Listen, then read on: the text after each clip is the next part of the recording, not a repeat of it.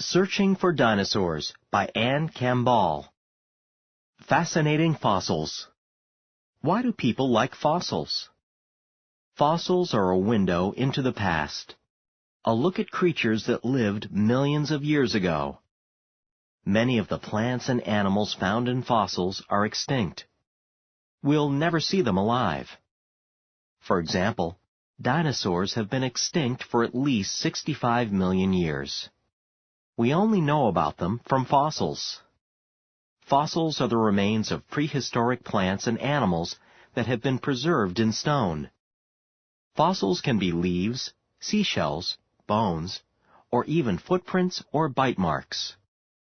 But while fossils are valuable for studying the past, they can be hard to find.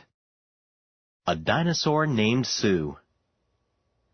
Fossils are most often found in remote areas where wind or rain exposes a few bones that hint at what is buried. The remoteness of some areas can make it hard to find and retrieve fossils. But curiosity drives fossil hunters to search wherever fossils are found. Sue Hendrickson, a self-taught fossil hunter, has traveled all over the world in search of fossils. She has found fossilized whales in the desert of Peru, and 24-million-year-old butterflies trapped in amber, fossilized tree sap, in the Dominican Republic. But her biggest discovery was made on a fossil dig in the United States. In 1990, while searching in the Black Hills of South Dakota, Hendrickson found the fossil skeleton of a Tyrannosaurus rex. Named Sue in honor of its discoverer, it is the largest and most complete Tyrannosaurus rex yet found. Sue is believed to be about 67 million years old. It's estimated that Sue weighed 7 tons when she was alive, and that her skull weighed 600 pounds. People have been finding fossils for hundreds, maybe thousands of years. However, the first time a dinosaur fossil was scientifically described was about 200 years ago. When was the last time you spent a day with a dinosaur? If you live in the Midwest, you can visit Sue at the Field Museum in Chicago, Illinois. Early fossil hunters. Georges Cuvier developed the first system for classifying animals based on their anatomy or body structure. He was a French scientist and zoologist who lived from 1769 to 1832. Cuvier also developed the science of paleontology. Paleontology is the study of prehistoric life through the examination of fossils. It includes the study of Earth's layers, which are called strata. These layers help preserve fossils and provide clues to their age. Most scientists no longer use Cuvier's system of paleontology. However, Cuvier's ideas and studies help greatly in making paleontology a respected science. Gideon Mantell, an English doctor who lived during the early 1800s, was one of the world's first paleontologists. He became interested in fossils as a teenager and corresponded with other early fossil collectors. They exchanged ideas and some of the fossils they found. Sir Richard Owen was nicknamed the British Cuvier for his work in zoology and paleontology. He lived from 1804 to 1892. In 1842, Owen first used the word dinosauria, from which dinosaur comes. Dinosauria is based on the Greek words for terrible and lizard. Owen used the word to refer to a group of large extinct reptiles. Today, Mantell and Owen are known as the first people to identify and classify dinosaur fossils. They helped turn dinosaur paleontology into a major field of study. In the early 1800s, one of the most active fossil hunters was a young woman named Mary Anning. Anning was from a poor family, but she had a passion for fossils. She made many important discoveries, and her fossils were bought by museums, scientists, and European collectors. Barnum Brown began his career in 1897 at New York's Museum of Natural History. In 1902, He won fame for discovering the first Tyrannosaurus rex fossil. Brown worked as a paleontologist for 66 years, leading fossil hunts all over the world. Brown's work marks the boundary between early and modern dinosaur paleontology. His discoveries greatly advanced the study of dinosaurs, but he lacked the modern equipment of today's paleontologists. Now, let's look at the work of some modern dinosaur paleontologists. Studying dinosaurs today. Today, the field of dinosaur paleontology is thriving, thanks to the efforts of scientists worldwide. Modern communication instantly spreads news of each new discovery. It also makes it easier for dinosaur paleontologists to resolve disputes regarding how dinosaur fossils should be classified. Since the early 1800s, scientists on several continents have discovered more than 300 species of dinosaurs. A team of fossil hunters. Paul Sereno is a famous fossil hunter. While in college at Northern Illinois University, he was granted a behind-the-scenes tour of New York's Museum of Natural History. The museum's displays of dinosaur fossils fascinated him. Sereno was so impressed that he decided to study for a career in dinosaur paleontology. Sereno worked hard to make his dream a reality. He studied collections of dinosaur fossils in China and Mongolia, and earned a doctorate or special degree in geology from Columbia University. Sereno also married Gabrielle Leone, a fellow paleontologist. Together, they became a team of great fossil hunters and have made many important discoveries in the field of dinosaur paleontology. In 1995, Sereno and Leone led a fossil hunting team to Africa. The trip's highlight occurred when Sereno discovered a fossil skull of a dinosaur species named Carcharodontosaurus. Based on the skull, the team estimated that a living Carcharodontosaurus would have been 45 feet long. Leone also discovered a new dinosaur fossil during the trip. Her find was named Deltadromeus agilis, or Agile Delta Runner. In 1997, Sereno was leading an expedition in the West African country of Niger. David Varicchio, a member of Sereno's team, spotted a fossil claw sticking out of the desert sand. It was a great find, but even more lay in store. Eventually, more than 400 pieces of dinosaur fossils were found scattered around the claw. What Varicchio had found was a whole new species of dinosaur. It was named Suchomimus, which means crocodile mimic. The skull of Suchomimus shows that it ate fish. Suchomimus was given its name because scientists believed that it ate like a crocodile. People around the country were excited by the discovery of Suchomimus. It was mentioned on the front page of the Chicago Tribune and in Time magazine. National Geographic even gave the discovery its own television special. Paul Sereno and Gabrielle Leone are known primarily as fossil hunters. But they have done more than go digging around for fossils. In 1998, the couple co-founded Project Exploration. The organization has two main purposes. It tries to educate people about the latest discoveries in dinosaur paleontology. At the same time, it wants to get children interested in careers in science. Joan Whiffen, amazing fossil finder. Interest in fossil hunting is worldwide. Joan Whiffen is just one of many fossil hunters based outside of the United States. She specializes in fossil hunting in New Zealand. Whiffen first became interested in dinosaurs when she read stories about them to her young children. It was an interest that suited her well. She was already an expert rock collector, having traveled around New Zealand for years looking for and identifying minerals and gemstones. During her rock collecting trips, Whiffen gained a vast knowledge of New Zealand's landscape and geology. She also developed a scientific mindset and the keen eye of someone who spends her life hunting for objects buried in the ground.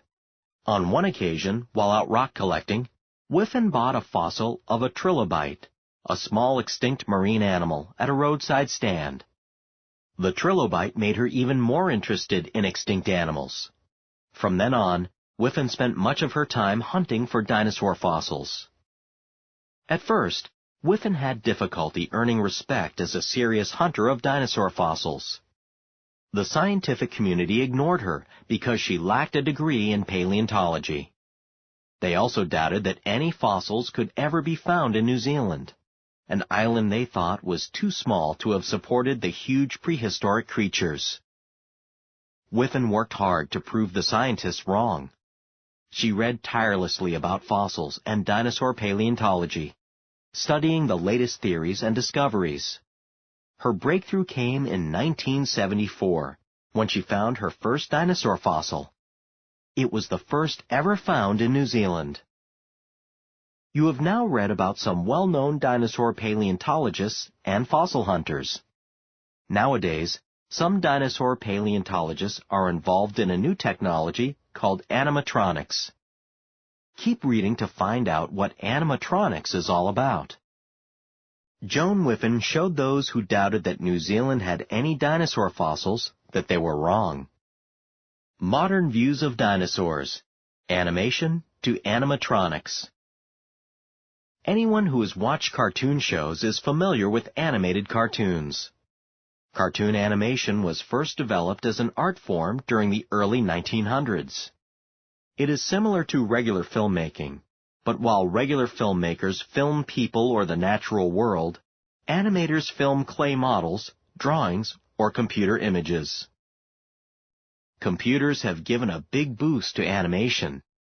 They have also helped people develop animatronics, which combines animation and electronics. This technology is used to build robot models.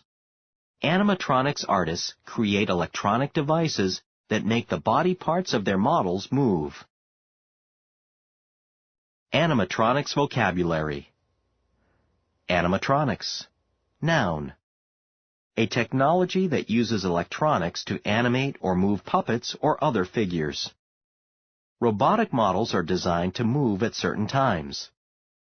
Dinosaur animatronics often include recordings of the sounds that scientists believe dinosaurs may have made. Animate. Verb.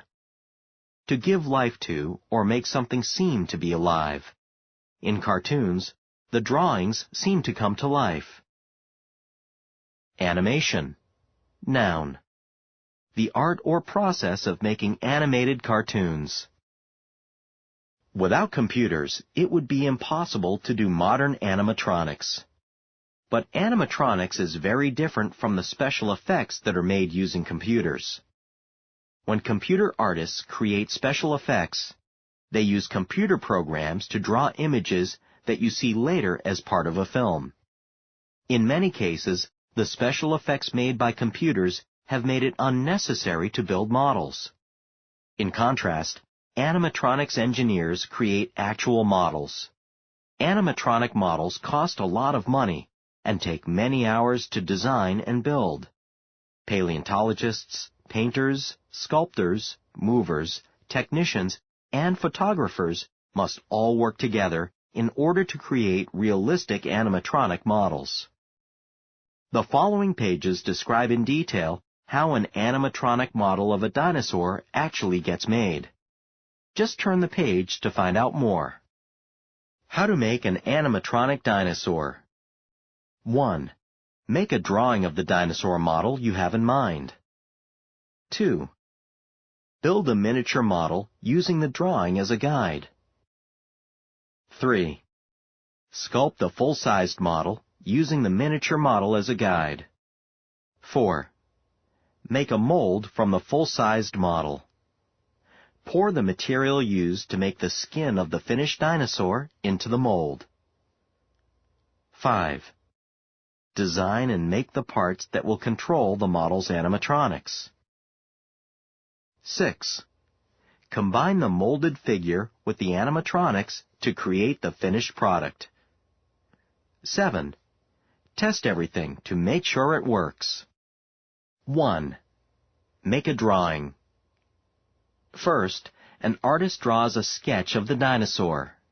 The sketch is much smaller than the animatronics model that will be built from it. The artist may study fossils of the dinosaur. He or she will pay close attention to individual parts, such as the hands or head, but will make sure that all the parts are in proportion in the finished drawing. The initial drawing serves as the foundation for the work that follows. It must be done as accurately and completely as possible, because all the other steps are based on it. 2. Build a miniature model. The artist then makes a small model, so that everyone can see how the dinosaur will look from various angles. The model also helps determine whether the original drawing of the dinosaur can actually be transformed into an animatronics model. 3. Sculpt a full-sized model. The finished miniature model serves as the basis for the full-sized model. Sometimes the full-size model is created by hand. Other times, it is built using a process called CAM, which stands for Computer-Assisted Manufacturing. Any marks or flaws in the finished full-size model must be tidied up before the final details are carved onto its surface. 4. Make a mold and cast the figure. Once the full-sized model is complete, artists use it to make a mold for the final product. Since the final model is usually very large, it is often molded in several smaller sections. These sections must fit together perfectly for everything to work. At this step, the machinery that controls the final model is placed inside the mold. This is done to make sure that the machinery will fit properly into what will become the final model. 5. Make the parts for the animatronics. At the same time that the molds are made, the animatronics machinery that controls the final model's movements is designed and built. 4 different types of systems are used to create the internal workings of the dinosaur. These systems are called the mechanical, structural, surface, and electronic systems. They work together to move the dinosaur's head and jaws. They also support the weight of the figure each time its body or tail moves. The systems also make the skin look realistic and coordinate things so that the dinosaur model moves in a lifelike way. 6. Assemble it all. Once work on the molded figure and its animatronics is complete, everything is assembled and tested. As each new part of the dinosaur model's frame is connected, its machinery and fit are also tested. By testing each section while it's being assembled, problems can be identified and fixed before it is too late. 7. Test, test, and retest. Once the entire dinosaur model has been erected, the final stage of testing begins. The purpose of these tests is to make sure that all the systems work, that the dinosaur figure will hold together, and that the color and texture of the dinosaur will look good on film or on display. During testing, the dinosaur remains in the workshop, where the equipment and materials are available for making changes. After the dinosaur model has passed the tests, it is moved from its workshop to a new location, where it either becomes part of a museum exhibit or is filmed in a movie or television show. This process usually requires the use of cranes and trucks. Obviously, none of the scientists, artists, or engineers involved in building the model have ever seen a living dinosaur. But they've done their best to create the best possible model for the museum goers or movie goers to see, hear, and enjoy. Glossary. Erected. Verb. Built. Set up. Foundation. Noun. Base. Part on which other parts rest. Mold. Noun. A hollow shape into which soft or liquid material is poured and that gives it shape to the hardened material. Occasion. Noun. Particular time. Proportion. Noun. a proper relation among parts. Tidied. Verb. To have put in order. To have made neat. Workshop. Noun. A building or area where work is done. Reader response. 1. Each of the 2 paragraphs on page 11 contains at least one fact and one opinion. Use a graphic organizer like the one below to write down 2 facts and 2 opinions found on page 11. 2. What do you predict the future of animatronics will be like? On what facts did you base your prediction? 3. Why is the foundation of a thing or a process important? 4. Which of the photos of the animatronics process did you find most helpful to you in understanding how animatronics works? Explain your answer.